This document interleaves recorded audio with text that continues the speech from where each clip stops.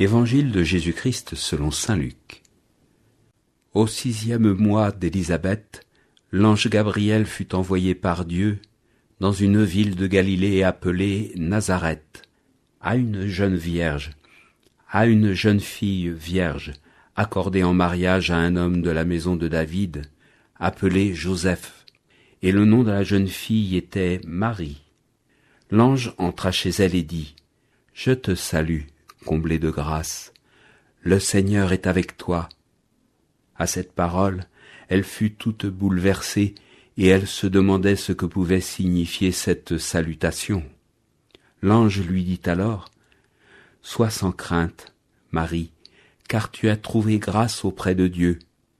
Voici que tu vas concevoir et enfanter un fils. Tu lui donneras le nom de Jésus. Il sera grand. Il sera appelé Fils du Très-Haut.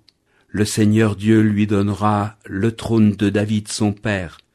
Il régnera pour toujours sur la maison de Jacob, et son règne n'aura pas de fin. » Marie dit à l'ange : « Comment cela va-t-il se faire, puisque je ne connais pas d'homme ? » L'ange lui répondit : « L'Esprit Saint viendra sur toi, et la puissance du Très-Haut te prendra sous son ombre. C'est pourquoi celui qui va naître sera saint. Il sera appelé Fils de Dieu.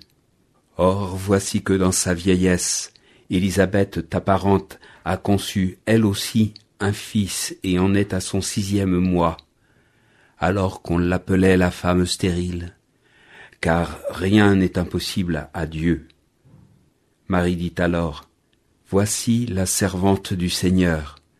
Que tout m'advienne selon ta parole. » Alors l'ange la quitta.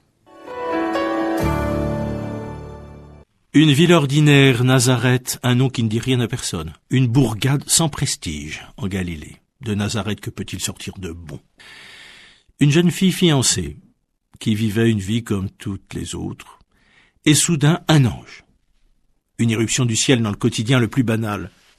C'est un peu toujours comme ça que Dieu commence. Il commence dans l'ordinaire. L'ange délivre une annonce qui ressemble à une fiche d'identité. Une identité remarquable. Nom, Jésus. Dieu sauve. On nous parle de son envergure. Il sera grand. Titre, Fils du Très-Haut. Trône, celui de David son père. Durée du règne, sans fin. En quelques phrases, Gabriel condense toute la théologie de l'Ancien Testament et l'ouvre avec quelque chose de radicalement nouveau. Et cette théologie, elle parle à Marie. Les prophètes avaient annoncé un Messie, un roi, fils de David, mais là, l'ange dit plus. Ce fils sera conçu par la puissance de l'Esprit Saint. Ce n'est pas un roi parmi d'autres. C'est Dieu lui-même qui entre dans l'histoire humaine, dans le sein d'une femme. L'Esprit Saint viendra sur toi et la puissance du Très-Haut te prendra sous son ombre. C'est pourquoi celui qui va naître sera saint. Il sera appelé Fils de Dieu. Remarquons que cette révélation est faite à une seule personne, dans le secret d'une maison de Nazareth. Cette révélation n'est pas faite dans le temple, pas devant les grands prêtres, pas dans une assemblée solennelle. C'est à Marie seule que Dieu confie l'identité de son Fils, comme si la plus grande révélation de l'histoire nécessitait d'abord un accueil personnel, intime, silencieux. À quelques jours de la fête de Pâques, l'Annonciation nous donne la clé de tout. Dieu n'est pas loin. Il n'observe pas notre histoire depuis un ciel distant, il est entré dans notre histoire. Il a pris notre chair. Il a connu nos peurs. Il a partagé notre quotidien. Le même Esprit Saint qui est venu sur Marie est donné à chaque baptisé. Le Seigneur est avec toi. Cette parole n'était pas seulement pour Marie, elle est pour nous, pour vous qui m'écoutez, aujourd'hui, tout au long de cette journée, maintenant. Laissez cette parole résonner. Le Seigneur est avec toi.